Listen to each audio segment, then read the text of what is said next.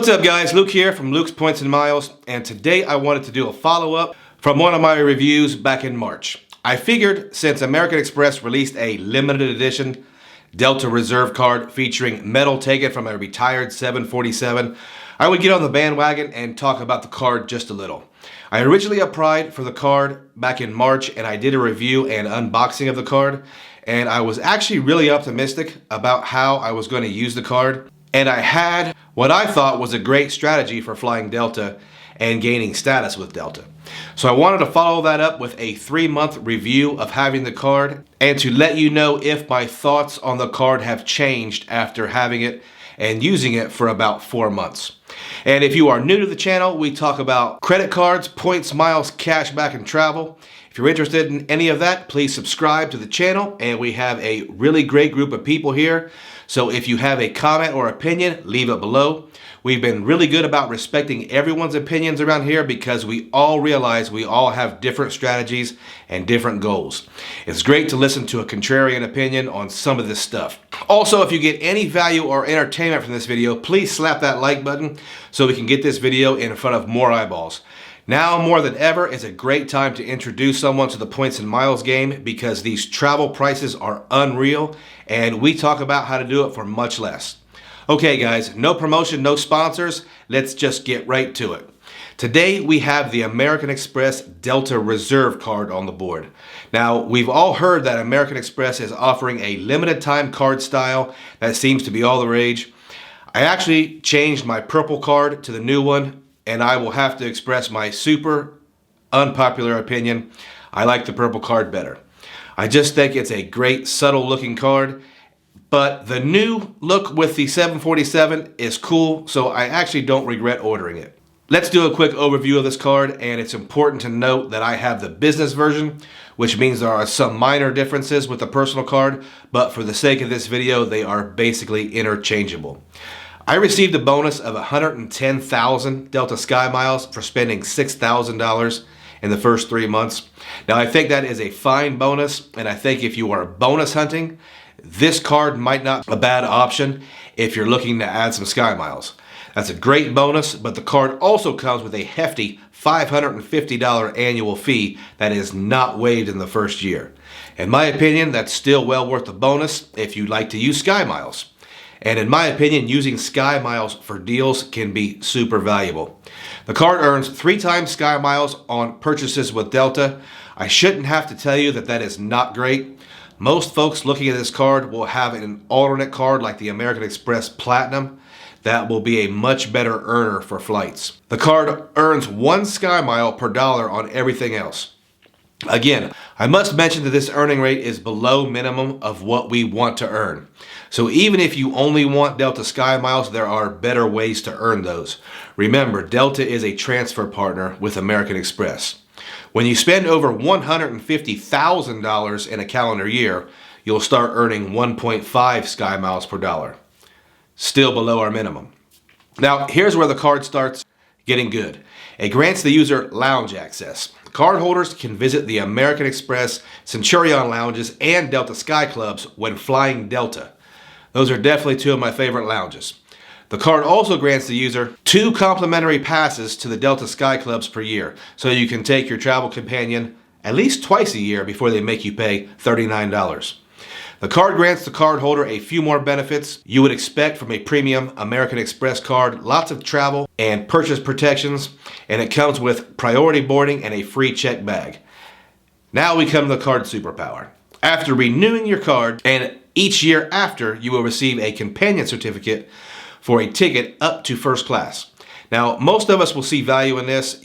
If you don't fly solo, you can likely find a scenario where you could be flying with a partner in first class, and that ticket should quite easily negate that annual fee in the second year and beyond. I have heard that is a bit restrictive, but I have not had experience using the companion certificate yet.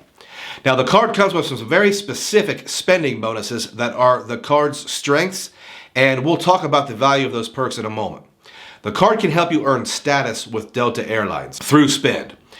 We have other videos detailing Delta's status program, and I'll link them below, but after spending $25,000 with the reserve, you will earn a MQD waiver, meaning you will not have a minimum required spending amount with Delta to earn status. Also, the card will earn additional status boost after spending $30,000 in a calendar year. So here is where I'm going to talk about some flaws I see in the card and how I may have made a mistake in both getting this card and with my strategy of earning Delta airline status. Let's start with the bonus. I really like the bonus. I use SkyMiles, so spending $6,000 to get at least 116,000 SkyMiles is just fine with me. No problems there. If you're a math nerd, I'm sure you can find several cards that return better on spend for that bonus, and I can really understand your logic.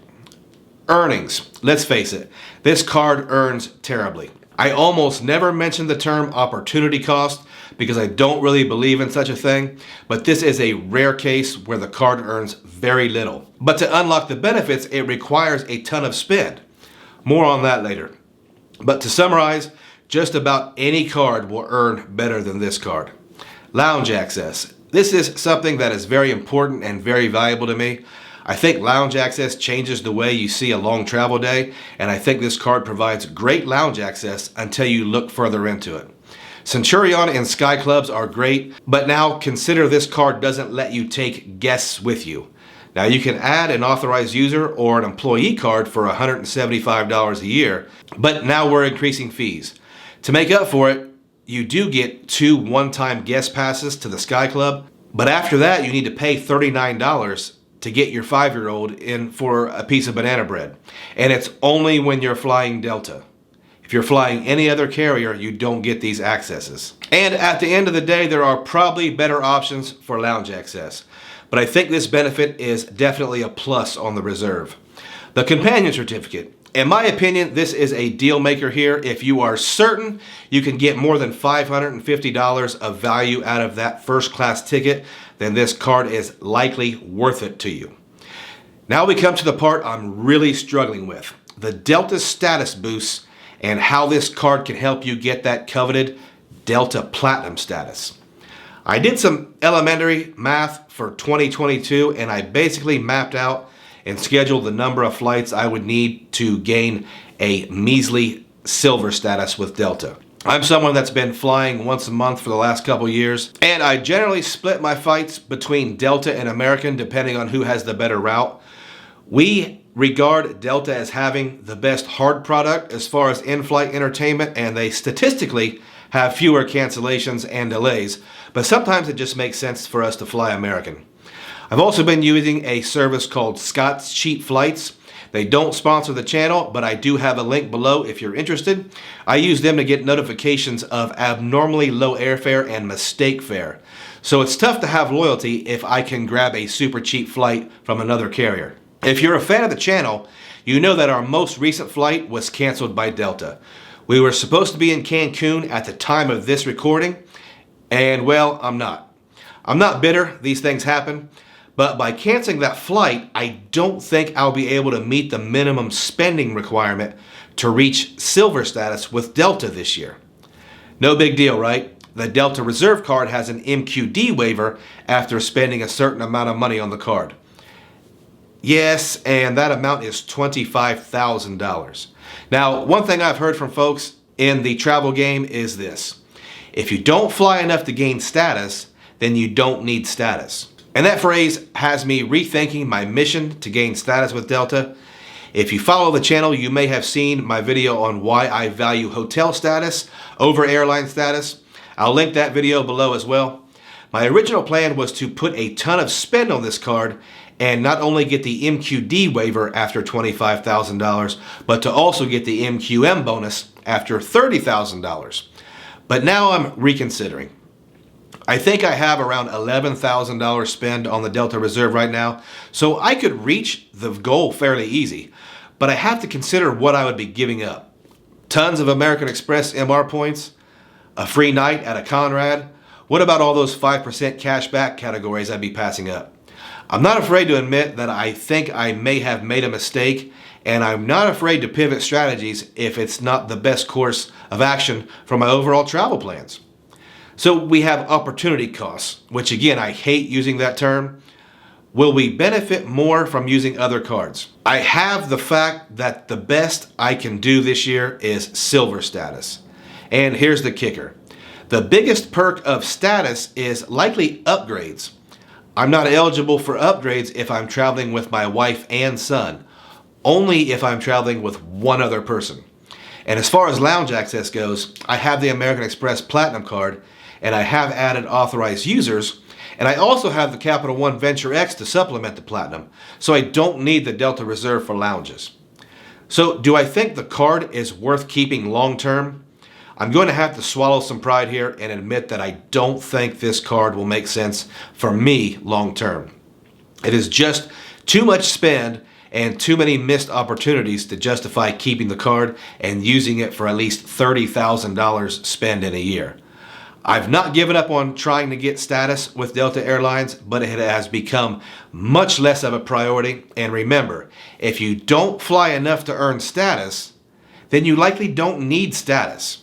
Again, your mileage may vary, and make sure you analyze each card for your needs, but don't be afraid to admit that you maybe got the wrong card for you.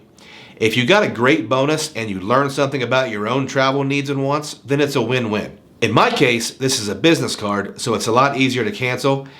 And if it was a personal Delta Reserve, then it would have some downgrade options. So no worries. Guys, if you like content like this, give me a thumbs up. And here's a question for all of you. Which cards did you get that you ended up deciding were a mistake or maybe not the right card for you? Guys, if you have time, check me out on socials and give my referral links a look. Guys, if you've stayed around all the way to the end, I appreciate you and I thank you.